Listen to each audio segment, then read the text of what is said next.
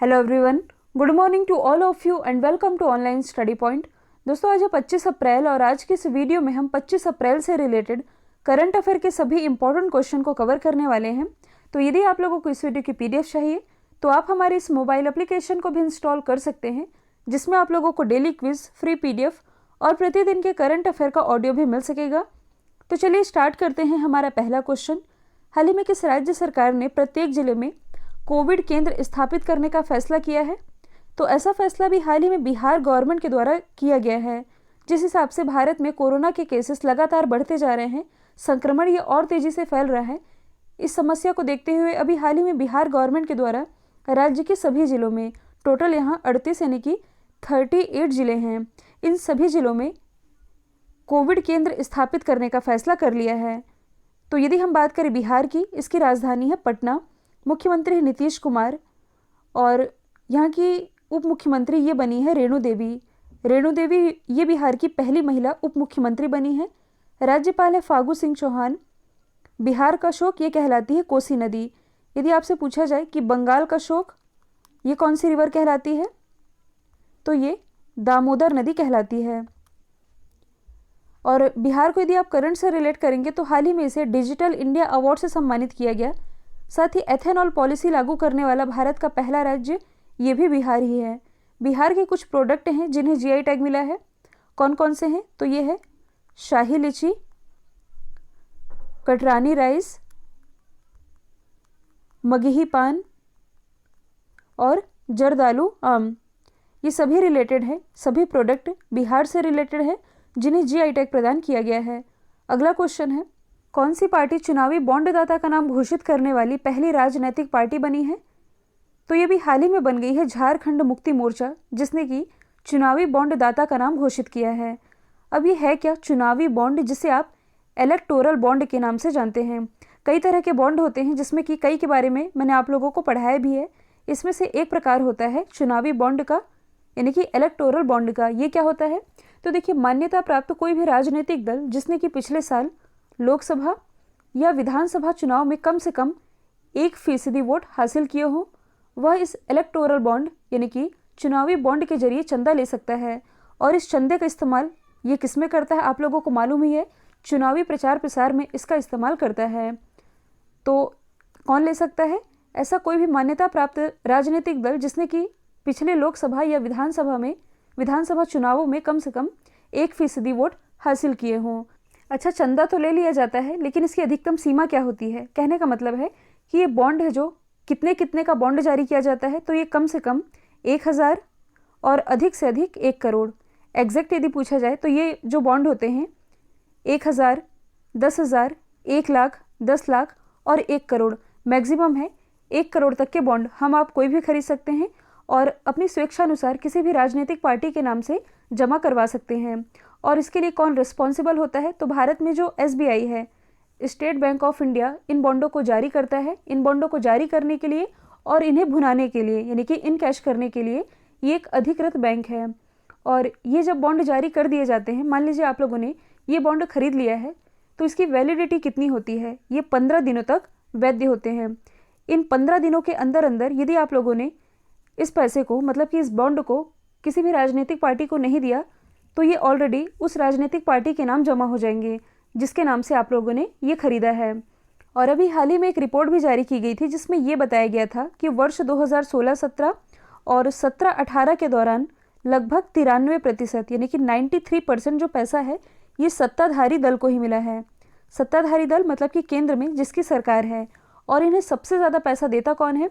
तो जो कॉरपोरेट घरानों से जुड़े हैं ये सबसे ज़्यादा पैसा देते हैं। इनका भी कुछ स्वार्थ होता है। क्या स्वार्थ होता है कि मान लीजिए इन्होंने ये पैसा दिया है, मान लीजिए ABC इस राजनीतिक दल का नाम है और इन्हें ये पैसा दिया गया और यही जो पार्टी है ये जीत जाती है, मतलब कि सत्ता में आ जाती है, तब ये इन कॉरपोरेट घरानों के लिए कुछ तो करेगी, मतलब कि इन्हें औद्योगिक लाभ पहुंचाएगी। तो दोनों तरफ से ये चीज़ें चलती हैं। तो देखिए, अभी तक ऐसा होता था कि कोई भी राजनीतिक पार्टी ये घोषणा नहीं करती थी कि किस व्यक्ति ने या किस उद्योग ने हमें इतना पैसा दिया है, लेकिन पहली बार जो झारखंड मुक्ति मोर्चा पार्टी है ये चुनावी बॉन्ड दाता का नाम घोषित करने वाली पहली राजनीतिक पार्टी बन गई है। और इसने भी हाल ही में धन योगदान संबंधी रिपोर्ट जारी की है, जिसमें कि इसने 1 करोड़ रुपए के चंदे की घोषणा की है।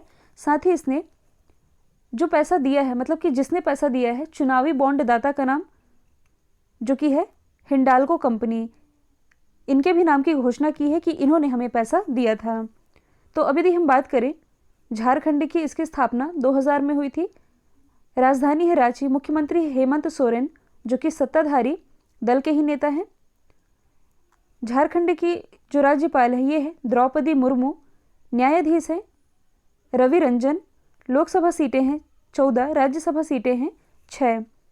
एक प्रमुख नेशनल पार्क है जिसका नाम है बेतला, ये झारखंड में स्थित है।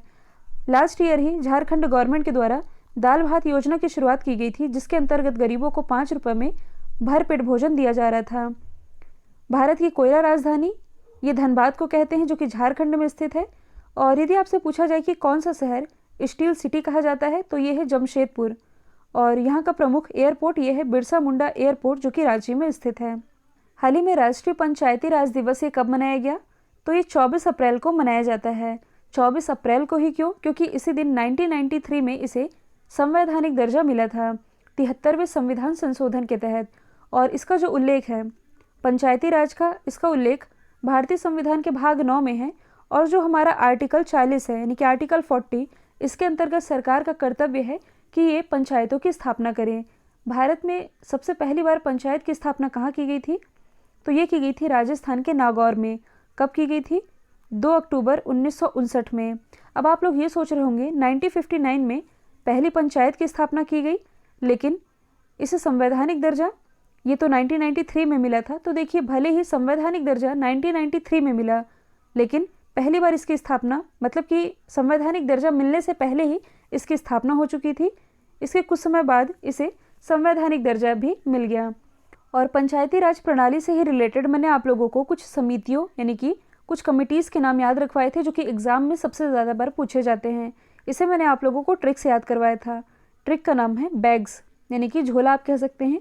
बी फॉर बलवंत राय मेहता समिति, ए फॉर अशोक राय मेहता समिति, GVK राव समिति और सिंघवी समिति। बलवंत राय जो कि गुजरात के पूर्व मुख्यमंत्री थे, इनकी समिति 1958 में आई। इन्हीं के बेटे थे अशोक राय मेहता, इनकी समिति ये आई 1978 में। इसके बाद GVK राव समिति 1985 और सिंघवी समिति 1986। तो इन सभी समितियों से रिलेटेड एक एक फैक्ट आप याद रख लीजिए। बलवंत राय मेहता समिति, इन्होंने त्रिस्तरीय पंचायती राज व्यवस्था की सिफारिश की थी। 3 स्तर पर होना चाहिए। कौन कौन से? जिला, ब्लॉक और ग्राम। इसके बाद जब इनके बेटे आए तब इन्होंने द्विस्तरीय पंचायत की सिफारिश की। जिला पंचायत और मंडल पंचायत। तो 3 स्तरीय जो कि चल रही है, ये बलवंत राय मेहता की ही देन है। इसके बाद है GVK राव समिति। इन्होंने प्रत्येक 5 साल में पंचायत के चुनाव हो, इस पर एक सिफारिश की थी, एक समिति लाई थी। और लास्ट है सिंघवी समिति। तो सिंघवी समिति की ही सिफारिश पर पंचायतों को संवैधानिक दर्जा मिला था। तो ये इंपॉर्टेंट है, संवैधानिक दर्जा ये सिंघवी समिति की ही सिफारिश पर दिया गया था। और अभी जो पंचायती राज दिवस मनाया गया, इसी के मौके पर जो प्राइम मिनिस्टर है नरेंद्र मोदी, इन्होंने गरीब कल्याण अन्न योजना के तहत अगले 2 महीनों के लिए, यानी कि मई और जून के महीनों के लिए प्रत्येक व्यक्ति को 5 किलोग्राम खाद्यान्न दिया जाएगा, ऐसी घोषणा भी कर दी है। अगला क्वेश्चन है, नेस्कॉम की पहली महिला अध्यक्ष ये कौन बनी है? तो ये भी हाल ही में बन गई हैं, रेखा मेनन। रेखा मेनन ये किनका स्थान लेंगी? तो ये लेंगी UV प्रवीण राव का। यदि हम बात करें नेस्कॉम की, नेस्कॉम इसकी फुल फॉर्म बनती है national association of software and services company. स्थापना 1988 में हुई थी। हेडक्वार्टर नई दिल्ली में है। अध्यक्ष तो यही बनी है रेखा मेनन। यहाँ बात की जा रही है पहली महिला अध्यक्ष की, तो ये नाम अभी चर्चे में रहा है नकोजी अंकोजी का। ये कौन है? तो ये भी हाल ही में वर्ल्ड ट्रेड ऑर्गेनाइजेशन यानी कि WTO इसकी पहली महिला अध्यक्ष बनी है। ये बिलोंग करती है नाइजीरिया से। NTPC के एग्ज़ाम में ये क्वेश्चन पूछा गया है। और इसकी अध्यक्ष बनने वाली ये पहली महिला तो बनी ही है, साथ ही पहली अफ्रीकी भी बन गई हैं। सोमा मंडल, तो ये सेल यानी कि steel authority of India limited की पहली महिला अध्यक्ष बनी है। प्रियंका मोहते के बारे में मैंने आप लोगों को बताया था कि हाल ही में विश्व की 10वीं सर्वोच्च चोटी जिसका नाम है माउंट अन्नपूर्णा, इस पर चढ़ाई करने वाली ये पहली भारतीय बन गई हैं। कौन सा खिलाड़ी आईपीएल में 6000 रन बनाने वाला पहला बल्लेबाज बना है? ये 6 यहाँ होना चाहिए, ये भाग करके यहाँ चला गया है। तो 6000 रन बनाने वाले मतलब कि आईपीएल में 6000 रन बनाने वाले पहले बल्लेबाज ये बन गए हैं विराट कोहली, जो कि रॉयल चैलेंजर बैंगलोर इसके कैप्टन हैं। दूसरे स्थान पर सुरेश रैना, फिर शिखर धवन, इसके बाद डेविड वार्नर और इसके बाद रोहित शर्मा का नाम आता है। और विराट कोहली से आप और क्या रिलेट कर सकते हैं? तो हाल ही में विजडन के द्वारा इन्हें प्लेयर ऑफ द डिकेड यानी कि दशक का सर्वश्रेष्ठ खिलाड़ी चुना गया। आईपीएल की बात की जा रही है तो आईपीएल में ही एक ही टीम से 200 मैच खेलने वाले पहले खिलाड़ी महेंद्र सिंह धोनी हैं। आईपीएल से सबसे ज़्यादा कमाई करने वाले खिलाड़ी ये महेंद्र सिंह धोनी ही हैं। क्रिस गेल आईपीएल में 350 से अधिक छक्के लगाने वाले पहले खिलाड़ी हैं। क्रिस मॉरिस, ये फैक्ट तो आप लोगों को रट चुका है कि जो क्रिस मॉरिस है साउथ अफ्रीका से बिलोंग करते हैं, राजस्थान रॉयल्स के लिए खेल रहे हैं और इस साल के आईपीएल के सबसे महंगे खिलाड़ी हैं। 16.25 में इन्हें खरीदा गया है। अगला क्वेश्चन है, चुनाव आयोग ने कोरोना वायरस के बढ़ते मामले को देखते हुए किस राज्य में तत्काल प्रभाव से रोड शो और वाहनों की रैली पर रोक लगा दिए हैं? तो बढ़ते कोरोना संक्रमण के बीच अभी तक पश्चिम बंगाल में जो चुनावों की भारी भारी रैलियां हो रही थी, इस पर चुनाव आयोग ने सख्त रुख अपनाया है और इसने अभी हाल ही में रोड शो और वाहनों की रैली पर यहाँ रोक लगा दी है। जब तक कि यहाँ पूरा संक्रमण फैल ही चुका है, इसके बाद ये रोक लगाई गई है। तो अब यदि हम बात करें पश्चिम बंगाल की, तो इसकी राजधानी है कोलकाता, जो कि हुगली नदी के किनारे बसी हुई है। हुगली नदी पर ही प्रसिद्ध हावड़ा ब्रिज बनाया गया है। यहाँ की मुख्यमंत्री ममता बनर्जी, राज्यपाल है Jagdeep Dhankhar. Important national park है सुंदरबन, गोरुमारा और जल्दापारा नेशनल पार्क। साथ ही बक्सा टाइगर रिजर्व, ये भी वेस्ट बंगाल में ही स्थित है। दुनिया का सबसे बड़ा डेल्टा यह है सुंदरबन डेल्टा, जो कि गंगा और ब्रह्मपुत्र नदियों के द्वारा बनाया गया है। यदि आप करंट से रिलेट करेंगे तो दुनिया का जो सबसे बड़ा सोलर ट्री है ये इसी पश्चिम बंगाल के दुर्गापुर में स्थापित किया गया है। भारत की पहली रेस्टोरेंट ऑन व्हील सर्विस ये इसी पश्चिम बंगाल के आसनसोल से शुरू की गई। और भारत का पहला टायर पार्क ये भी पश्चिम बंगाल में बनाया जाना है। अगला क्वेश्चन है, नेल्सन मंडेला विश्व मानवतावादी पुरस्कार 2021 किसने जीता है? तो ये जीता है रुमाना सिन्हा सहगल ने। ये भारत से ही बिलोंग करती हैं, भारत के हैदराबाद से। और ये जो अवार्ड है नेल्सन मंडेला विश्व मानवतावादी पुरस्कार, ये मानवता के क्षेत्र में उत्कृष्ट कार्य करने वाले व्यक्तियों को दिया जाता है, जो कि इस साल का दिया गया है रुमाना सहगल को। अच्छा, नेल्सन मंडेला ये थे कौन? तो ये साउथ अफ्रीका के पहले अश्वेत राष्ट्रपति थे। इन्होंने मानवता के लिए काफ़ी सारे काम किए थे और रंग भेद के खिलाफ इन्होंने जो लड़ाई लड़ी थी, इसके लिए ये 27 साल तक जेल में रहे। और इन्हीं की स्मृति में 18 जुलाई को मनाया जाता है नेल्सन मंडेला डे। वर्ष 1990 में इन्हें भारत रत्न से सम्मानित किया गया और 1993 में इन्हें नोबेल पुरस्कार भी मिल चुका है। तो इन्हीं के आदर्शों पर कार्य करने वाले व्यक्तियों को इन्हीं के नाम पर यह अवार्ड दिया जाता है। यदि हम बात करें कबूस बिन सईद की, तो ये ओमान के पूर्व सुल्तान रहे हैं। इन्हें गांधी शांति पुरस्कार 2019 से, जबकि शेख मुजीबुर रहमान जो कि बांग्लादेश के राष्ट्रपिता कहे जाते हैं, इन्हें 2020 के गांधी शांति पुरस्कार से सम्मानित किया गया। अगला क्वेश्चन है, हाल ही में किस देश ने बेल्ट एंड रोड समझौते को रद्द किया है? तो ये समझौता भी हाल ही में ऑस्ट्रेलिया के द्वारा रद्द किया गया है। तो यहाँ से हम समझ लेते हैं बेल्ट एंड रोड समझौता ये है क्या, जिसे आप BRI के नाम से जानते हैं। BRI यानी कि बेल्ट एंड रोड इनिशिएटिव। तो इसकी जो परिकल्पना है ये 2013 में चाइना के जो राष्ट्रपति हैं जिनका नाम है शी जिनपिंग, इनके द्वारा की गई थी। वर्ष 2016 से वन बेल्ट वन रोड परियोजना को बेल्ट एंड इनिशिएटिव रूप में जाना जाता है। ये है क्या? तो BRI जो कि एशिया, यूरोप और अफ्रीका महाद्वीप के बीच समुद्री क्षेत्र में कनेक्टिविटी बढ़ाने के लिए चीन द्वारा संचालित परियोजनाओं का एक समूह है। अब इससे आप क्या समझ रहे हैं? तो ये यदि आप मैप में देखेंगे तो आप समझ जाएंगे, जल मार्ग के माध्यम से, थल मार्ग के माध्यम से इस एशिया, यूरोप और अफ्रीका महाद्वीप में कनेक्टिविटी बढ़ाने के लिए ये जो योजना है ये चाइना के द्वारा शुरू की गई थी। अब चाइना ने शुरू की थी तो ये चाइना की ही एक महत्वाकांक्षा परियोजना है, जिसमें कि चाइना को सड़क या आप कह सकते हैं रोड के थ्रू, रेल के थ्रू और जल मार्ग के थ्रू, इन सभी से इन 3 महाद्वीपों से जोड़ना था। लेकिन इसके पीछे इसका स्वार्थ भी था। क्या स्वार्थ था? तो इस वाली लोकेशन में यदि देखा जाए, यानी कि इन महाद्वीपों में जहाँ ये इस बेल्ट एंड इनिशिएटिव को ला रही है, इसमें विश्व की 70% जनसंख्या ये निवास करती है और इन्हीं एरियो में पूरे विश्व का 75% ज्ञात ऊर्जा भंडार ये भी यहीं स्थित है।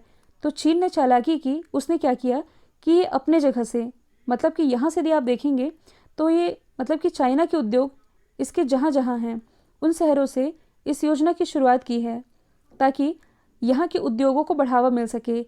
यहाँ का जो सामान है ये डायरेक्टली इसी बेल्ट रोड इनिशिएटिव के माध्यम से इन महाद्वीपों में पहुँच सके। तो स्वार्थ तो इसका था जिससे अब निकलने की घोषणा ऑस्ट्रेलिया में कर दी। तो ये चीज़ यहाँ लिखी भी हुई है कि इस BRI योजना के तहत जो पहला रूट है ये चाइना से शुरू होकर के रशिया, ईरान होते हुए इराक तक जाएगा, जबकि जो दूसरा रूट है ये पाकिस्तान अधिकृत कश्मीर होते हुए गुजरेगा। और इस परियोजना का जो मुख्य उद्देश्य है ये चाइना को सड़क मार्ग के जरिए पड़ोसी देशों से जोड़ना है। अब सवाल ये बनता है कि इस BRI का भारत पर क्या प्रभाव पड़ेगा। तो देखिए, सबसे पहले तो आप ये जान लीजिए कि BRI मतलब कि जो भारत है ये इस BRI परियोजना का हिस्सा नहीं है, और यदि इस परियोजना पर प्रतिबंध लगाया जाता है तो ये भारत के लिए अच्छा ही होगा, क्योंकि क्या हो रहा है कि जो चाइना है ये एक तरह से भारत को घेरने का प्रयास कर रहा है। तो इस परियोजना के एक भाग के रूप में CPEC, यहाँ CPEC का क्या मतलब है, चाइना पाक इकोनॉमिक कॉरिडोर, तो पाकिस्तान के कब्जे वाले भारतीय क्षेत्र से होकर के इसका रूट निकलता है, जो कि भारत के लिए अच्छा नहीं है। तो भारत क्या चाहता है कि ये समझौता रद्द हो जाए, क्योंकि चिंता इस बात की भी है कि मान लीजिए चाइना ने उन देशों को लोन दिया जो कि इस कनेक्टिविटी में भागीदार बनना चाहते हैं, जैसे श्रीलंका, पाकिस्तान, बांग्लादेश और नेपाल, इन्हें ऋण तो दे दिया, लेकिन ये कंट्रीज़ यदि ये लोन को चुका नहीं पाए तब चाइना क्या करेगा, ये इन्हें अपना उपनिवेश बना लेगा, जो कि हमेशा से करता आया है, और इसका सीधे तौर पर भारत पर प्रभाव पड़ेगा। इसलिए भारत के पक्ष में नहीं है और इसी से अब बाहर हो चुका है ऑस्ट्रेलिया। देखिए, आज जो टाइपिंग है ये आगे पीछे हो गई है, इसे मैं PDF में मॉडिफाई करके आप लोगों को शेयर कर दूंगी। अगला क्वेश्चन है, centre for cellular and molecular biology के अनुसार कौन सी वैक्सीन B.1.1617 ये क्या है। तो ये डबल म्यूटेंट जो कि अभी चला है, डबल म्यूटेंट स्ट्रेन ये है, तो इससे ही बचाने के लिए कौन सी वैक्सीन कारगर है, तो ये है कोविशील्ड। ऐसी घोषणा भी हाल ही में centre for cellular and molecular biology के द्वारा की गई है। कोविशील्ड ये बना कौन रहा है, तो कोविशील्ड भारत में ये बना रहा है सीरम इंस्टीट्यूट ऑफ इंडिया, जो कि कहाँ स्थित है, ये स्थित है पुणे में। तो भारत में ये तो कोविशील्ड के नाम से जानी जा रही है, लेकिन ये है ऑक्सफोर्ड एस्ट्राजेनेका की वैक्सीन। और भारत में एक और वैक्सीन चर्चे में है, इसका नाम क्या है, इसका नाम है कोवैक्सीन। इसे कौन बना रहा है, तो ये बना रहा है भारत बायोटेक। ये पूरी तरह से भारत में ही बनी वैक्सीन है। अगला क्वेश्चन है, ये क्वेश्चन रिवीजन के लिए रखा गया है। एनर्जी ट्रांजिशन इंडेक्स में कौन सा देश टॉप पर है, तो देखिए इसमें टॉप पर तो है स्वीडन, लेकिन मैंने स्वीडन के बारे में ही एक्सप्लेन किया था, लेकिन गलती से नॉर्वे के बारे में बता दिया था। तो टॉप पर है स्वीडन। ये जो रैंकिंग है 115 देशों के बीच जारी की जाती है, स्वीडन टॉप पर है। इंडिया की रैंकिंग इसमें 87 है। स्वीडन की यदि हम बात करें, इसकी कैपिटल है स्टॉकहोम, करेंसी है स्वीडिश क्रोन। आसपास की लोकेशन ये सभी मैंने आप लोगों को बता ही दी है। ये है gulf of Bothnia, gulf of Finland, Baltic sea, Denmark, इधर है नॉर्थ सी, और स्कैंडिनेवियन कंट्री कौन कौन सी कहलाती है, नॉर्वे, स्वीडन, डेनमार्क। ये सारे फैक्ट आप लोगों को मालूम ही है। कल जो मैंने आप लोगों से सवाल पूछा था, इसका राइट आंसर था अर्जुन कल्याण। अब आप लोगों के लिए आज का सवाल है, 2021 में आई कोरोना की दूसरी लहर से मुक्त होने वाला दुनिया का पहला देश कौन बना है। तो इसका जो भी आंसर है कमेंट बॉक्स में बताइएगा। वीडियो यदि पसंद आया है तो लाइक कीजिए, शेयर कीजिए और चैनल को सब्सक्राइब करना बिल्कुल मत भूलिएगा। तो आज के लिए इतना ही। Thank you so much.